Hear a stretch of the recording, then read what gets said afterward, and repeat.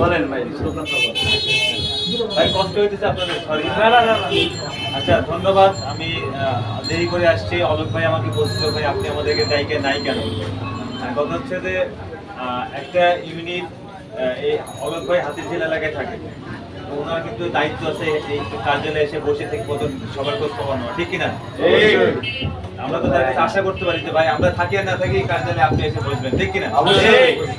আর এই তিনজন তো পুরো মহানগর উত্তরে বিভিন্ন জেলায় বিভিন্ন থানায় যে কমিটি দিচ্ছে, আলহামদুলিল্লাহ আমি থাকি আর না থাকি আমার ভাইরা আছে, আপনারা আছেন, সবাই মিলে আমি না আসলেও এই মানে আলোচনাটা সুন্দরভাবে সফল হতো, এটা আমি আশাবাদী ছিলাম।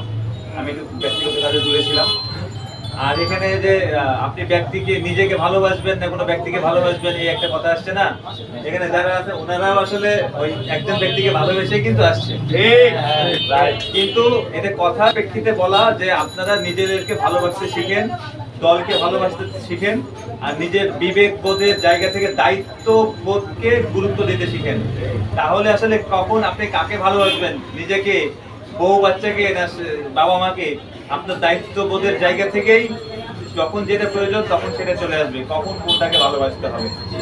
আশা করি বিষয়টা আপনারা পজিটিভলি নেবেন, কেউ নেগেটিভ ভাবে নিয়েন না। ওনারা যা বলছে কথাগুলো আবার কেউ নেতিবাচক ভাবে নিয়েন না, এই একটা বিষয়। আর এই যে মামুন ভাইয়ের যে সিস্টেম দেখলেন, কমিটি দিচ্ছে, নাম লিখতেছে, কে কোন পদে আসতে যাচ্ছে, উনি এইভাবে প্রত্যেকটা নেতার একটা স্টাইল থাকে, কাজের একটা ধরন থাকে। আর নেতৃত্ব আল্লাহ তাআলার পক্ষ থেকে আসে, জিম্মাদারি আল্লাহ তাআলার পক্ষ থেকে আসে। মামুন ভাই কোনোদিন কল্পনা করে নাই, আমার মনে হয় না উনি কোনোদিন কল্পনা করছে উনি মহানগর উত্তরের সভাপতি হবে, জিজ্ঞেস করে দেখেন। কিন্তু উনি কিন্তু সভাপতি, ও কোনোদিন কল্পনা করেনি ওই সাংগঠনিক সম্পাদক হবে, কিন্তু সে আজকে মহানগর উত্তরের সাংগঠনিক। এমনকি আপেল ভাইও, এটা আল্লাহ তাআলার পক্ষ থেকে আসে নেতৃত্ব, দায়িত্ব, জিম্মাদারি। আপনাদের মধ্যে আজকে যারা যারা প্রার্থী, আহ্বায়ক, সদস্য সচিব হাতিঝিল এবং রামপুরায়, আল্লাহ তাআলা আপনাদের যা তকদিরে রাখছে, যেমন জামাত শিবির সহ বিভিন্ন জামাতের বিভিন্ন ইউনিটের নেতারা যখন দায়িত্ব পায়, আমিরের ভার নিযুক্ত হয়, তখন তারা কিন্তু কান্নাকাটি করে যে এত বড় কঠিন দায়িত্ব আমার কাঁধে কেন দিলেন, আমি না পারি, যদি গুনাহগার হই।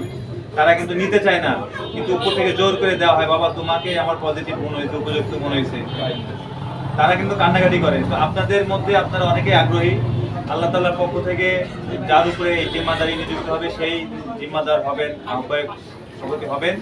এটা আমি ওনাদের এই প্রসেসিং এর প্রতি আমার আস্থা আছে, আমি দেখেছি ওনারা এর আগেও কয়েকটা কমিটি দিয়েছে। আপনারা কেউ হতাশ হবেন না। ওই অপূর্ব রায়হান যদিও নাই, ওকে আমি চিনি, ও ভালো ছেলে, আপনারা অনেকে সমর্থন দিচ্ছেন, সমর্থন দেওয়া অপরাধ না, আর সে নাই এটা অপরাধ না। মানুষের ব্যক্তিগত কাজ থাকতে পারে, ঠিক কিনা? ওর ব্যক্তিগত কাজ হতে বাট ও অ্যাক্টিভ, আমি জানি, এই বিষয়ে আমি কথা বলবো। ওনারা পরবর্তীতে আসবেন। আর ওনারা যেই সিস্টেমগুলি বলছে যে রামপুরায় যাব, তাই বলে যে আপনারা এই কার্যালয়ে আর আসবেন না তা না।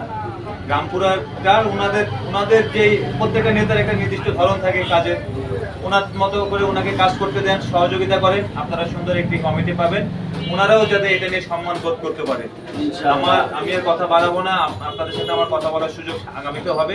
সবাইকে অসংখ্য ধন্যবাদ, আমি এখানেই শেষ করছি।